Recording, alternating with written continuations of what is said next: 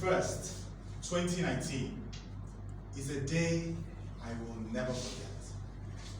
Because you see, on that day, I took a decision that was one of the most difficult decisions that I've ever taken in my life. I handed in my resignation letter. I not only ended a job, but a career of over 10 years in the telecommunications industry. Now, to say I was terrified will be stating it kindly. I was scared stiff. But it wasn't a knee-jerk reaction. It wasn't a decision that I took overnight. It was a decision that I had been thinking about and planning for over 2 years.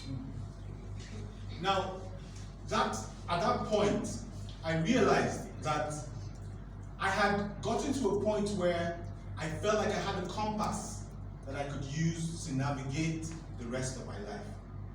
And so all that was left was the courage to push that button and take that step. And I'm glad I did.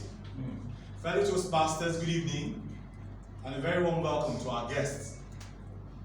You see, in 2017, 2 years earlier, I had just been promoted to the position of Field Services Manager with all the perks. I had a brand new Hilux with a driver to move me around. I had a significant salary increase. I lived in one of the choicest parts of that city, Gombe. In fact, I was a neighbor to the governor of the state. So in my mind, even though I had not yet arrived, at least I was not doing bad. But I could not assimilate why I was not at peace. There was this inner turmoil that something was missing. Now at the same time, my family was living here in Abuja. And so a big chunk of me felt like it was away. Now if you know me, you'll know that one of my biggest values is family. Because I come from a family that is very close-knit, and we place our love for each other above everything else. Some people even imagine that I was born with a silver spoon, just because of how much we come together to help each other.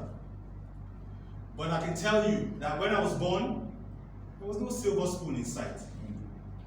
In fact, when my mom was pregnant for me, my dad lost his job. And so the first 4 to 5 months of my life, we got by on my mom's meager salary as a teacher. However, through hard work, togetherness, and everything that we had, which was ourselves, we were able to make the most of this life. Now you can imagine, fast forward so many years later, and I'm sitting down there with a huge part of me, my family, away from me. And I knew that something had to change. Because this is something, a value that I'd grown up with, but somehow it seemed that I lost track. And so I took that very difficult but rewarding decision 2 years ago. It's been 2 years since, and I can tell you that although I no longer have a Hilux with a driver to move me around Abuja, neither do I live close to the FCT minister. I don't even know where he lives.